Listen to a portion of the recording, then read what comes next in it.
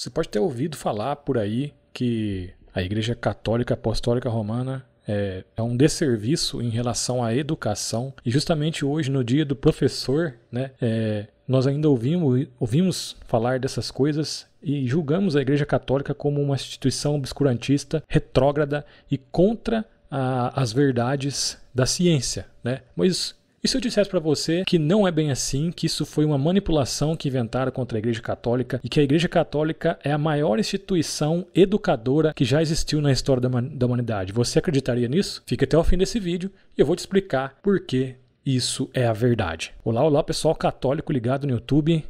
Meu nome é Diego e gostaria que você já se inscrevesse no nosso canal, deixasse o seu like, ativasse as notificações se você se interessa na história da igreja, enfim, todos os assuntos concernentes à Igreja Católica Apostólica Romana. Bora lá pro vídeo então. Pessoal, muito tem se falado que a Igreja Católica é contra a ciência, que a Igreja Católica é obscurantista, que a Igreja Católica é tudo de barbarismo que possa se dizer, né? Principalmente os irmãos protestantes e os ateus militantes vão dizer que a Igreja sempre foi contra a ciência e tudo mais. Eu queria fazer um vídeo nesse dia de hoje, que é o dia do professor. Inclusive eu sou formado para ser professor de história, veja você.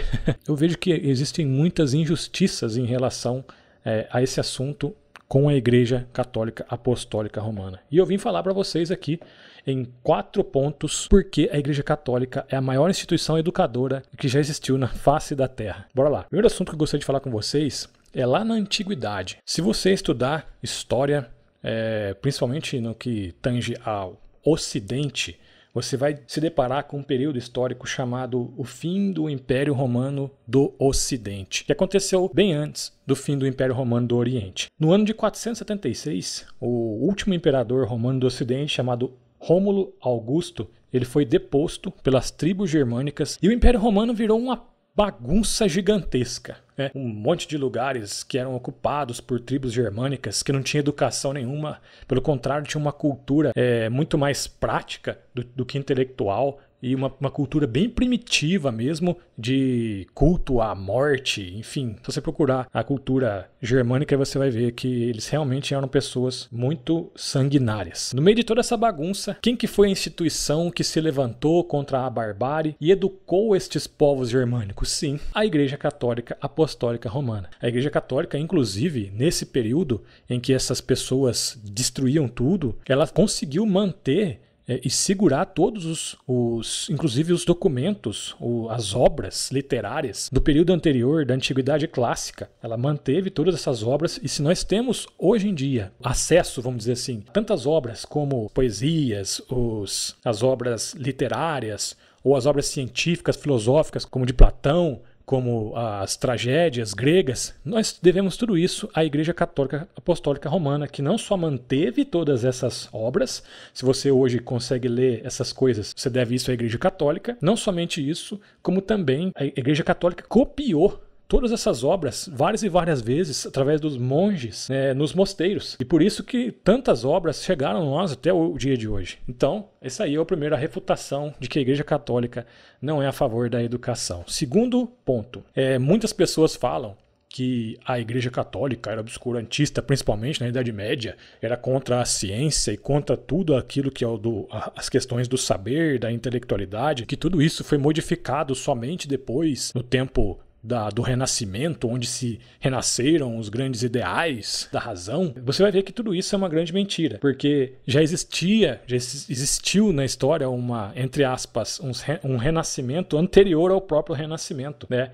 Que foi o renascimento de Carlos Magno. Carlos Magno foi um rei do povo franco que havia se convertido ao cristianismo e que promoveu a alta cultura na Idade Média. Ele viveu de 742 a 814. Ele fomentou, vamos dizer assim, a questão das letras, né?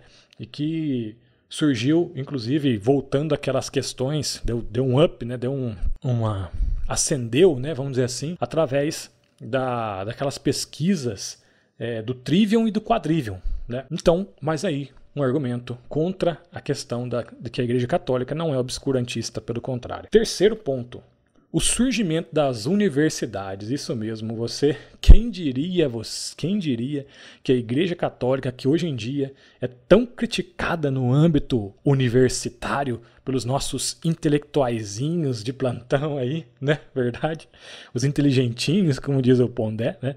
A primeira coisa que eles sempre fazem para se sentirem aceitos no meio desse meio acadêmico é exatamente criticar a Igreja Católica incondicionalmente. Quem diria vocês que a própria universidade onde eles estudam hoje foi uma invenção da Igreja Católica Apostólica Romana? Sim, a Igreja Católica foi quem fundou as primeiras universidades, que eram campos exatamente de descoberta da ciência, né? Não existia só o curso de teologia lá, existia também o estudo da filosofia, e tudo isso deve ser o auge na Idade Média.